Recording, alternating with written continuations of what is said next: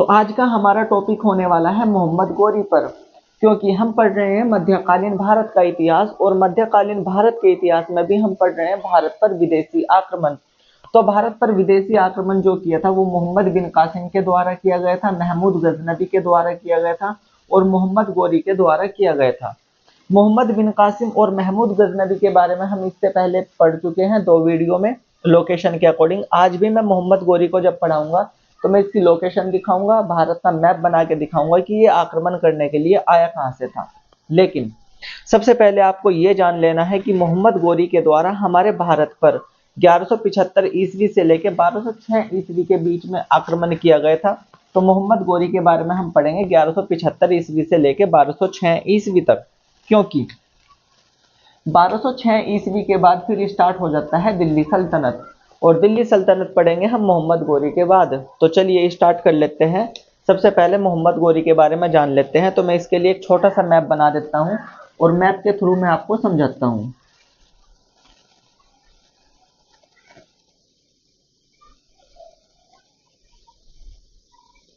देखिए ये इस तरीके से हमारे भारत का मैप है।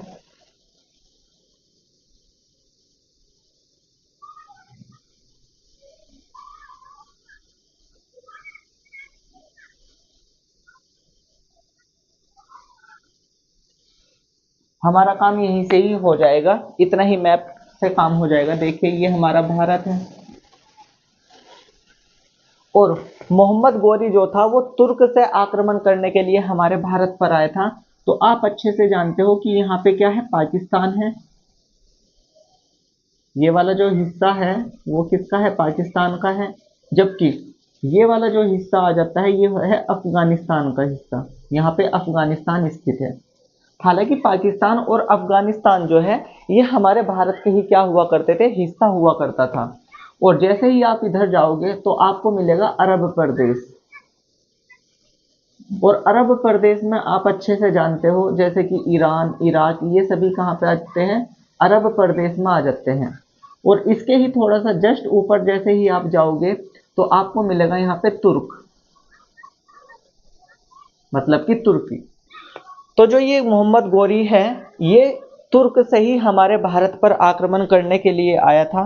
मैं यहाँ पे लिख देता हूं, यहां से आया था ये आक्रमण करने के लिए, इसने हमारे भारत पर आक्रमण किया था।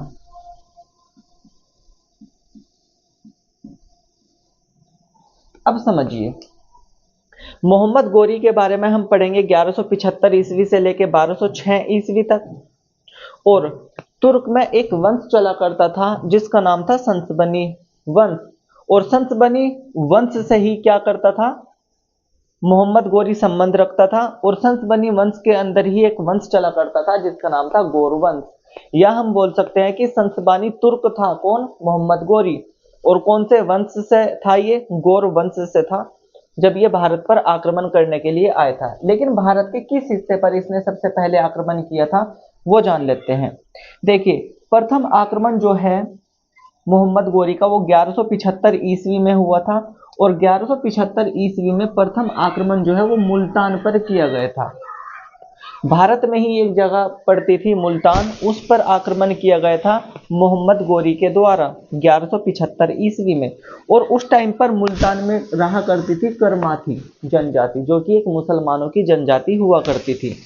तो यहाँ पे सिर्फ आपको याद ये रखना है कि मोहम्मद गोरी के द्वारा 1175 ईस्वी में हमारे भारत पर आक्रमण किया गया था, और भारत के मुल्तान वाले क्षेत्र पर आक्रमण किया गया था। और किस पे किया गया था, वो करमाथी मुसलमानों पर आक्रमण किया गया था। लेकिन इस आक्रमण में ये सफल नहीं रहा, क्योंकि मोहम्मद गोरी का भी उद्देश्य क्या हुआ करता था, हमारे भारत से धन लूटना और लूटपाट करके वापस चला जाना, जैसे कि मोहम्मद गोरी से पहले महमूद गजनबी के द्वारा किया गया था। लेकिन जैसे ही दूसरा आक्रमण मोहम्मद गोरी के द्वारा किया जाता है 1178 ईस्वी में, कहाँ पे, गुजरात पर।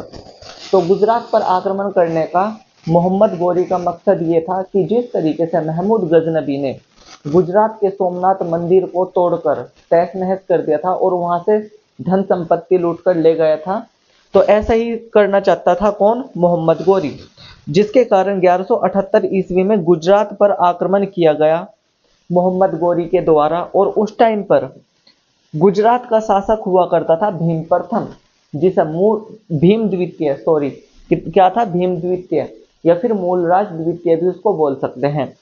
और ये भी किससे संबंध था, ये भी चालुक्य वंश से संबंध रखता था। जिस तरीके से महमूद गजनबी ने गुजरात पर आक्रमण किया था और उस टाइम पर गुजरात का शासक हुआ करता था भीम प्रथम या फिर मूलराज प्रथम, वो भी चालुक्य वंश से ही संबंध रखता था। लेकिन महमूद गजनबी के द्वारा तो भीम प्रथम जो था वो हार जाता है, लेकिन जैसे ही मोहम्मद गोरी का आक्रमण होता है तो मोहम्मद गोरी को पराजित कर दिया जाता है भीम द्वितीय के द्वारा। तो क्वेश्चन पूछा जाता है कि मोहम्मद गोरी की प्रथम हार कब हुई थी। तो मोहम्मद गोरी की जो प्रथम हार है वो 1178 ईस्वी में हुई थी। और किसने इसको पराजित किया था, भीम द्वितीय ने पराजित किया था। तो इसके बारे में जान लेते हैं कि कैसे किया था। देखिए, जैसे ही 1178 में मोहम्मद गोरी हमारे भारत पर आक्रमण करता है, भारत के गुजरात वाले हिस्से पर, और गुजरात वाला हिस्सा आप बहुत अच्छे से जानते हो, यहाँ पे पड़ता है गुजरात। तो यहाँ पे क्या किया गया था, आक्रमण किया गया था मोहम्मद गोरी के द्वारा। लेकिन जैसे ही आक्रमण करता है तो भीम द्वितीय या फिर मूलराज द्वितीय, जो कि चालुक्य वंश से संबंध रखता था, वो मोहम्मद गोरी के पीछा करता हुआ जाता है और माउंट आबू, जो कि कहाँ पे स्थित है, राजस्थान में। तो राजस्थान के माउंट आबू में जाकर मोहम्मद गोरी को ये क्या करता है, पराजित करता है। और मोहम्मद गोरी को पराजित करने के बाद ये मोहम्मद गोरी को कैद कर लेता है। लेकिन भीम द्वितीय की माताजी के कहने पर ही, मतलब कि अपनी माताजी के कहने पर ही क्या करता है, ये मोहम्मद गोरी को आज़ाद कर देता है। तो क्वेश्चन सबसे पहले तो ये बन जाता है कि मोहम्मद गोरी की प्रथम हार किसके द्वारा की गई थी या फिर किस आक्रमण के दौरान की गई थी। तो आपका आंसर ये होना चाहिए कि जब मोहम्मद गोरी ने भारत के गुजरात पर आक्रमण किया था तो उस टाइम पर वहां का, मतलब कि गुजरात का शासक हुआ करता था भीम द्वितीय या फिर मूलराज द्वितीय, जिसके द्वारा मोहम्मद गोरी को पराजित किया गया। और मोहम्मद गोरी की ये भारत में प्रथम हार थी या फिर प्रथम पराजित थी। इतना आपको याद रखना है, मैंने आपको लोकेशन भी बता दी है। चलिए अब हम नेक्स्ट बात करेंगे कि और इसके आक्रमण कौन कौन से हुए। चलिए मैं इसको थोड़ा सा रफ कर देता हूं यहां से।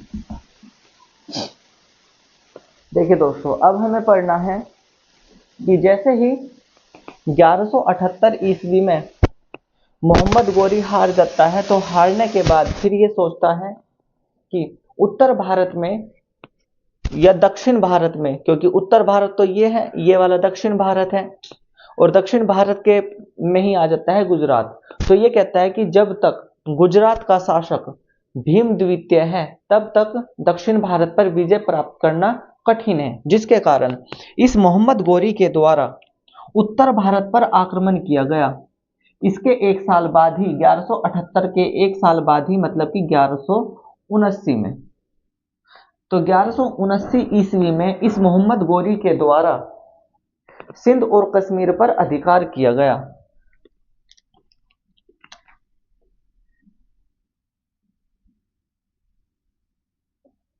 सिंध और कश्मीर पर अधिकार किया गया।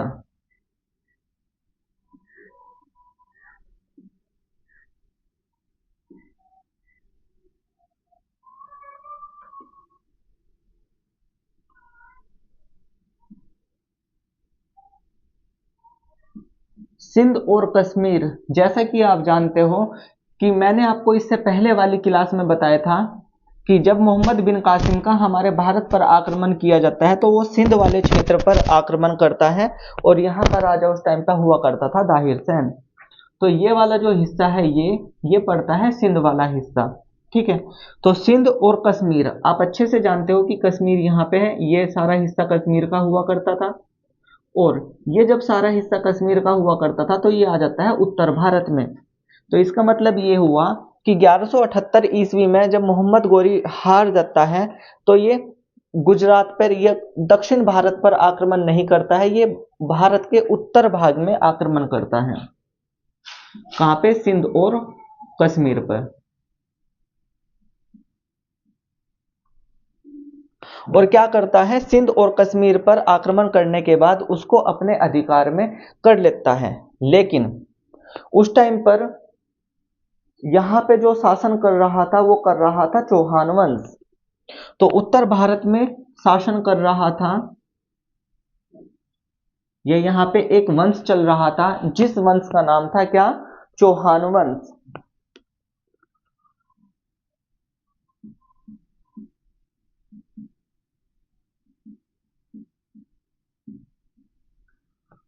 और आप बहुत अच्छे से जानते हो कि चौहान वंश का जो शासक हुआ करता था वो हुआ करता था पृथ्वीराज तृतीय, जिसको आप राय पिथोरा के नाम से भी जानते हो।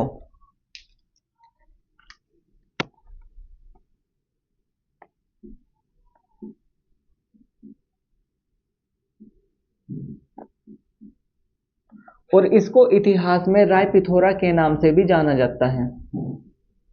मतलब कि जो पृथ्वीराज तृतीय है वो इतिहास में राय पिथोरा के नाम से प्रसिद्ध है। और यहाँ पे ये क्या हुआ करता था?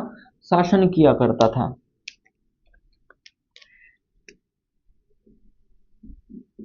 तो चौहान वंश का शासक कौन था? पृथ्वीराज तृतीय या फिर राय पिथोरा। लेकिन आपको यहाँ पे ये याद रखना है कि जो पृथ्वीराज तृतीय है इसका एक दरबारी लेखक हुआ करता था। जो पृथ्वीराज तृतीय है इसका ही एक दरबारी लेखक हुआ करता था।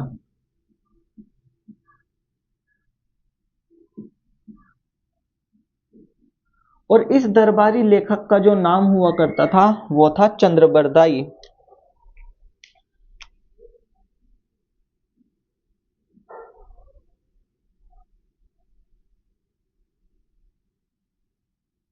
और इस चंद्रबरदाई के द्वारा ही एक पुस्तक लिखी गई थी जिस पुस्तक का नाम था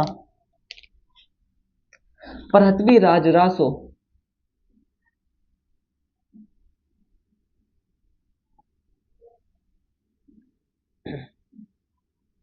क्योंकि क्वेश्चन में ये एग्जाम पूछ लिया जाता है। ये एक बुक लिखी गई थी पृथ्वीराज रासो, किसके द्वारा? चंद्रबरदाई के द्वारा। और चंद्रबरदाई कौन हुआ करता था? पृथ्वीराज तृतीय का ही क्या हुआ करता था? दरबारी लेखक हुआ करता था। तो मैं इसकी थोड़ी सी एक बार स्टोरी बता देता हूं। देखिए 1178 ईस्वी में जैसे ही मोहम्मद गोरी पराजित हो जाता है, और मोहम्मद गोरी की ये भारत में प्रथम पराजय थी। उसके बाद मोहम्मद गोरी के माइंड में एक बात आ जाती है कि जब तक गुजरात का शासक भीम द्वितीय है तब तक दक्षिण भारत पर आक्रमण करना या फिर विजय प्राप्त करना कठिन है। जिसके कारण मोहम्मद गोरी के द्वारा 1178 ईस्वी के एक साल बाद ही 1179 में सिंध और कश्मीर पर आक्रमण किया जाता है। और सिंध और कश्मीर पर आक्रमण करने के बाद उस पर अधिकार कर लिया जाता है। सिंध और कश्मीर जो है वो उत्तर भारत में स्थित है। लेकिन उत्तर भारत में उस टाइम पर चला करता था कौन सा वंश? चौहान वंश। और इस चौहान वंश का ही एक शासक हुआ करता था जिसका नाम था पृथ्वीराज तृतीय, जो कि इतिहास में प्रसिद्ध है राय पिथोरा के नाम से। इसका ही एक दरबारी लेखक हुआ करता था और उस दरबारी लेखक का नाम था चंद्रबरदाई। और चंद्रबरदाई के द्वारा ही एक पुस्तक लिखी गई है पृथ्वीराज रासो, जिसके बारे में हमें इंफॉर्मेशन मिलती है पृथ्वीराज तृतीय के बारे में। तो पृथ्वीराज रासो से हमें किसकी इंफॉर्मेशन मिलती है? पृथ्वीराज तृतीय की इंफॉर्मेशन मिलती है, जो कि इतिहास में राय पिथोरा के नाम से प्रसिद्ध है। यहाँ पे क्वेश्चन ये पूछ लिया जाता है कि पृथ्वीराज तृतीय को इतिहासकार में किस नाम से प्रसिद्ध है, तो आपका आंसर होना चाहिए राय पिथोरा के नाम से प्रसिद्ध है। तो इसको आप नोट कीजिए, फिर हम चलते हैं नेक्स्ट। चलिए दोस्तों, मैं इसको कर देता हूं अब रफ, और अब हम चलते हैं नेक्स्ट पॉइंट पे।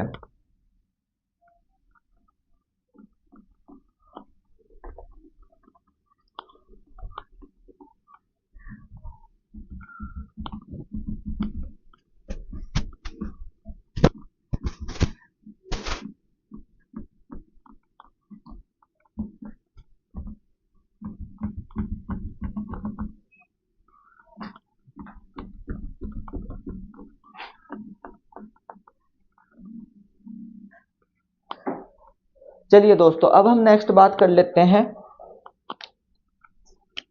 मोहम्मद गोरी के बारे में। मोहम्मद गोरी का आक्रमण हमने 1179 में पढ़ा। अब हम डायरेक्ट आ जाते हैं 1191 में। और आप बहुत अच्छे से जानते हैं 1191 जो है, इसमें जो था वो तराइन का प्रथम युद्ध हुआ था। तो मैं यहां पे लिख देता हूं तराइन का प्रथम युद्ध।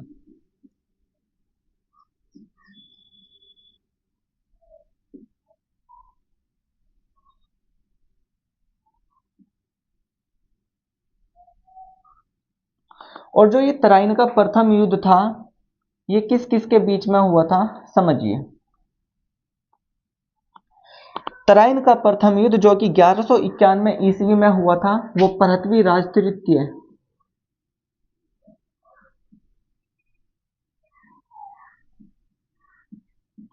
और मोहम्मद गोरी के बीच हुआ था।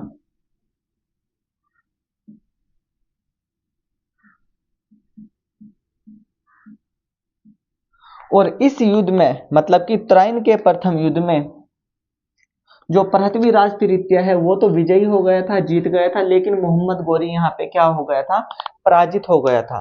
लेकिन मोहम्मद गोरी की ये प्रथम हार नहीं थी। प्रथम हार मोहम्मद गोरी की कौन सी थी दोस्तों, जब इसने गुजरात पर आक्रमण किया था 1178 ईस्वी में। लेकिन तराइन के प्रथम युद्ध में भी मोहम्मद गोरी हार जाता है और पृथ्वी राज तृतीय क्या है, जीत जाता है। लेकिन इसके समकालीन ही जो पृथ्वी राज तृतीय है, इसके समकालीन ही एक वंश चल रहा था जिसको बोला जाता है गढ़वाल वंश।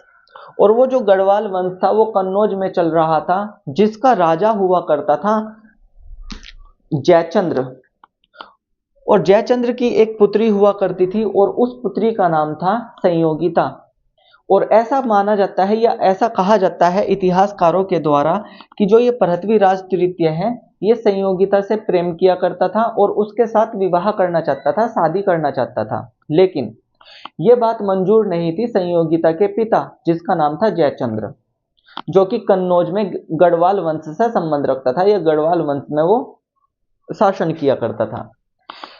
लेकिन जिसके कारण जब तराइन का द्वितीय युद्ध होता है, उस युद्ध में मोहम्मद गोरी की मदद की जाती है, किसके द्वारा, जयचंद्र के द्वारा, जो कि संयोगिता का क्या हुआ करता था, पिता हुआ करता था। क्योंकि पृथ्वी राज तृतीय जो है वो संयोगिता से विवाह कर लेता है। मतलब कि कहने का यह है कि जो जयचंद्र है अपनी पुत्री संयोगिता का विवाह कहीं और करना चाहता था, तो वो विवाह का प्रस्ताव कहीं और ले जाता था, जिसके कारण पृथ्वी राज तृतीय के द्वारा संयोगिता को मंडप से ही वो ले जाता था उसको और उसके साथ विवाह कर लेता था। तो ये इसके कारण जो कन्नौज का गढ़वाल वंश का जो शासक था, जिसका नाम था जयचंद्र, जो कि संयोगिता का पिता था, तो ये बहुत ज्यादा क्रोधित होता है। और जैसे ही द्वितीय युद्ध होता है तराइन का, तो जयचंद्र के द्वारा मोहम्मद गोरी की मदद की जाती है और पृथ्वी राज तृतीय जो है वो यहाँ पे पराजित हो जाता है। तो मैं यहाँ पे वही पॉइंट लिखूंगा, लेकिन उससे पहले मैं आपको गढ़वाल वंश के बारे में बता देता हूं।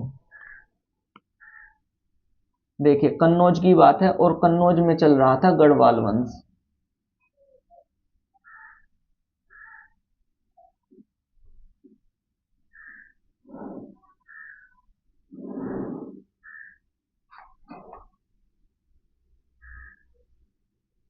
और इस गढ़वाल वंश का जो शासक हुआ करता था, जैसा कि मैंने अभी आपको बताया है, राजा जयचंद्र।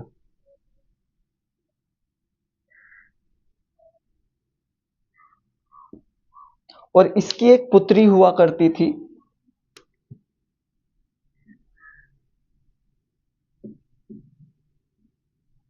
जिसका नाम था संयोगिता।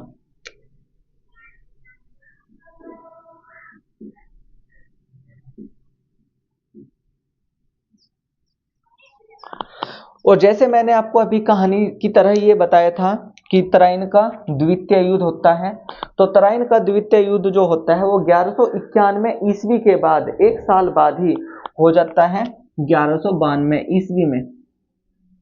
तो आपको ये पॉइंट भी याद रखने हैं, क्योंकि ऐसा क्वेश्चन आ जाता है कि तराइन का प्रथम युद्ध कब हुआ था, किस किस के बीच में हुआ था।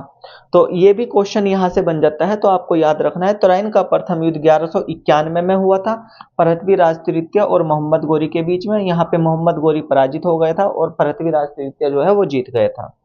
जबकि 1192 ईस्वी में होता है तराइन का द्वितीय युद्ध।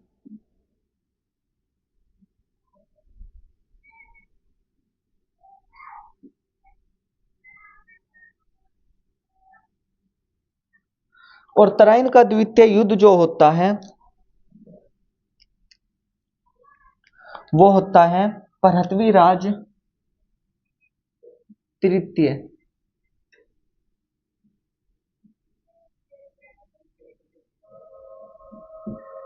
और किसके बीच में होता है, ये होता है मोहम्मद गोरी के बीच में।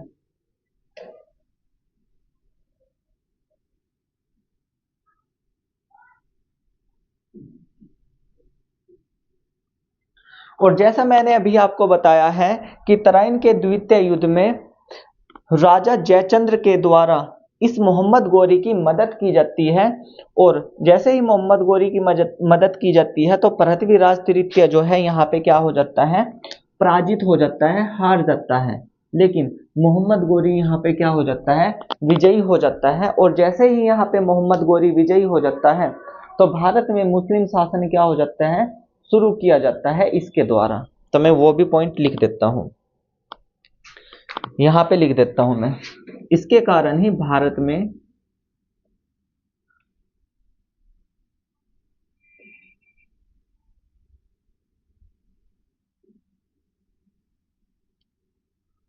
मुस्लिम शासन शुरू किया, या मुस्लिम शासन की शुरुआत।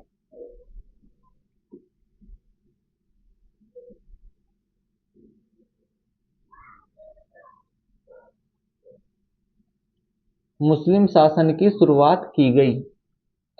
तो क्वेश्चन ये आ जाता है कि भारत में मुस्लिम शासन की शुरुआत कब की गई। तो आपका आंसर होना चाहिए कि भारत में मुस्लिम शासन की शुरुआत की गई तराइन के द्वितीय युद्ध में, जो कि 1192 ईस्वी में हुआ था, पृथ्वीराज तृतीय और मोहम्मद गोरी के बीच में। और जैसे ही यहाँ पे पृथ्वीराज तृतीय हार जाता है और मोहम्मद गोरी विजयी हो जाता है तो मोहम्मद गोरी के द्वारा ही भारत में मुस्लिम शासन की क्या हो जाती है, शुरुआत हो जाती है। तो चलिए दोस्तों, अब हम नेक्स्ट पॉइंट पढ़ेंगे। पहले आप इसको नोट कर लीजिए, मैं इसको रफ कर देता हूं यहां से।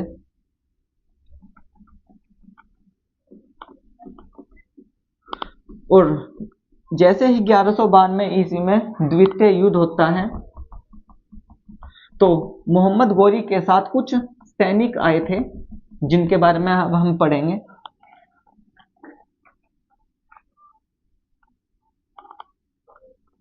क्योंकि यहाँ पे क्वेश्चन बन जाता है ख्वाजा मोइनुद्दीन चिश्ती के बारे में, तो उसके बारे में ही मैं आपको अब पढ़ाऊंगा।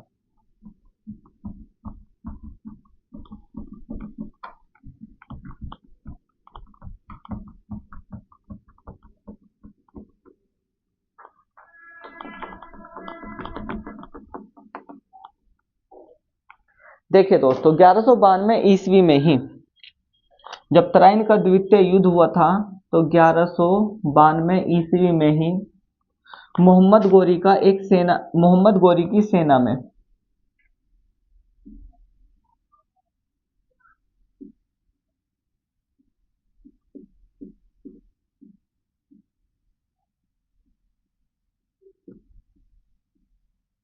एक सैनिक आया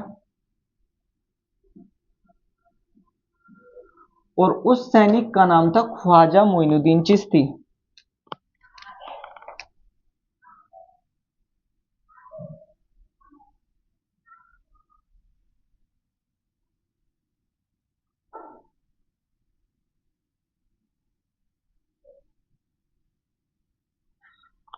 ख्वाजा मोइनुद्दीन चिश्ती, क्योंकि यहां से क्वेश्चन बन जाता है ख्वाजा मोइनुद्दीन चिश्ती।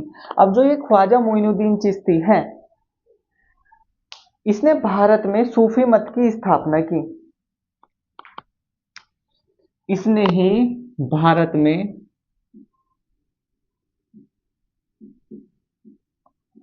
सूफी मत की स्थापना की।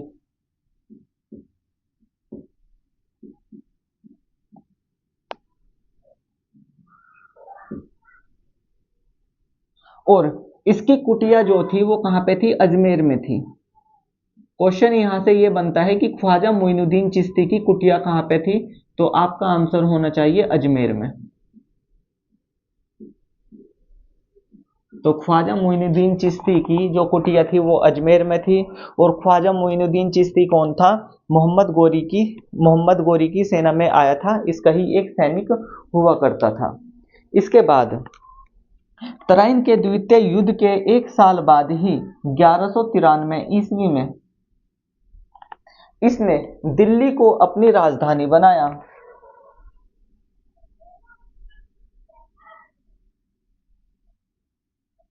राजधानी बनाया किसको? दिल्ली को।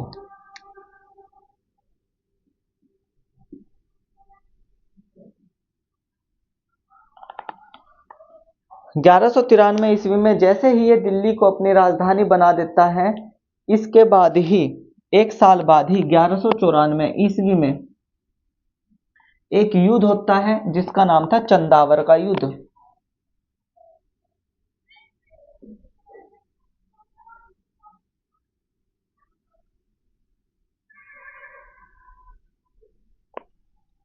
अब ये जो चंदावर का युद्ध था ये किस किस के बीच में हुआ था वो समझ लेते हैं। तो सबसे पहले तो मोहम्मद गोरी आ ही जाता है।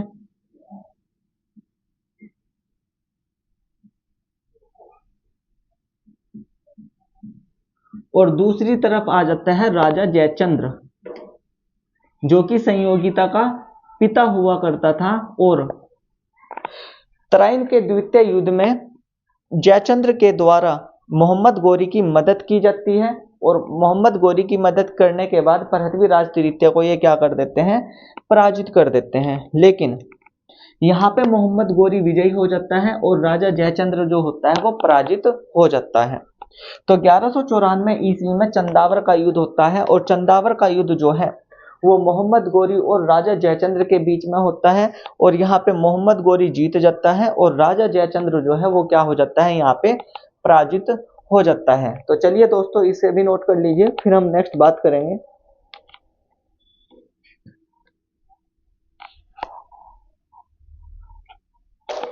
मोहम्मद गोरी के कुछ गुलाम थे जिनके बारे में हमें पढ़ना है।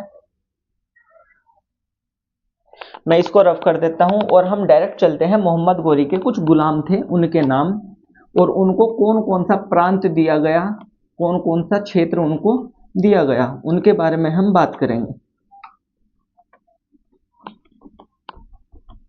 तो मोहम्मद गोरी के 4 गुलाम हुआ करते थे: कुतुबुद्दीन ऐबक, यालदौल, कुबाचा और बख्तियार खिलजी। ये 4 गुलाम हुआ करते थे। और इसमें जो ये कुतुबुद्दीन ऐबक है, यही दिल्ली सल्तनत में सबसे पहले वंश की स्थापना करता है, जो कि था गुलाम वंश या फिर स्लेव डायनेस्टी भी इसको बोल सकते हैं। देखिए मैं यहां पे लिख देता हूं, मोहम्मद गोरी के कुछ गुलाम हुए।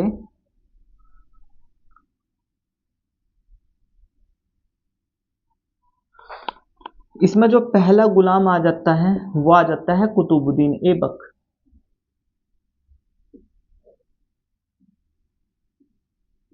आप बहुत अच्छे से जानते हो कुतुबुद्दीन ऐबक के बारे में।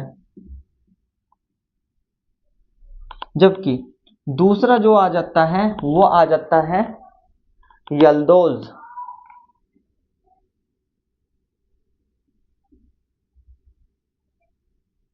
तीसरे नंबर पे आ जाता है कुबाचा। और फोर्थ नंबर पे आ जाता है बख्तियार खिलजी।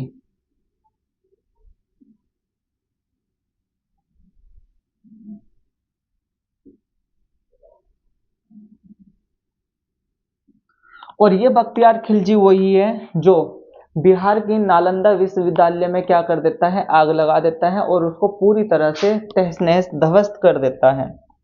लेकिन जैसे ही प्रांत देने का समय आता है तो बख्तियार खिलजी की हो जाती है मृत्यु।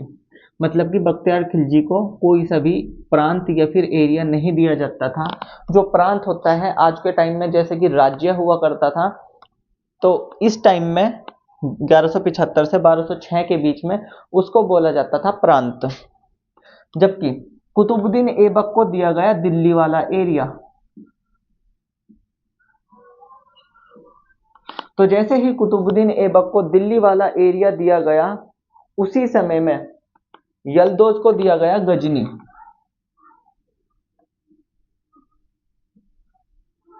जहां पे मोहम्मद गोरी खुद शासन किया करता था, तो वो वाला एरिया, वो वाला जो प्रांत था गजनी, वो यलदौज को दिया गया। जबकि कुबाचा को जो एरिया या फिर प्रांत दिया गया, वो दिया गया काबुल और कंधार।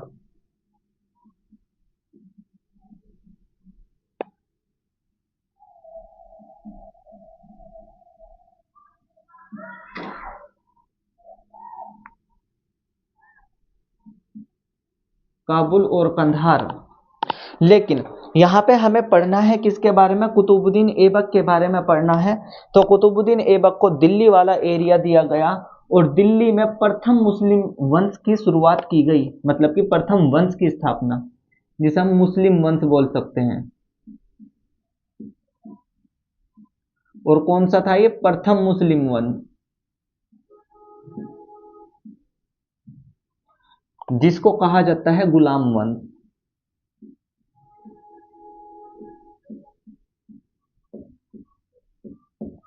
तो गुलाम वंश की स्थापना की गई किसके द्वारा? कुतुबुद्दीन ऐबक के द्वारा, जिसको हम नेक्स्ट वीडियो में पढ़ेंगे। लेकिन मोहम्मद गोरी की यहाँ पे मृत्यु भी हो जाती है, और मृत्यु मोहम्मद गोरी की कब हो जाती है उसके बारे में ही हमें क्या करना है, जानना है।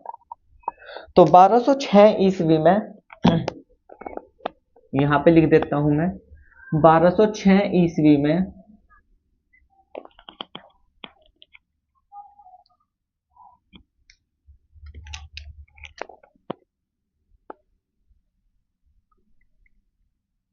खोखर जाटों के द्वारा, खोखर जनजाति हुआ करती थी जो कि एक जाटों की जनजाति हुआ करती थी, खोखर जाटों के साथ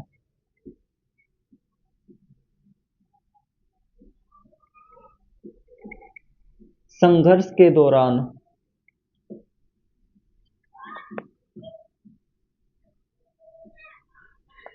मोहम्मद गोरी की क्या हो जाती है? मृत्यु हो जाती है।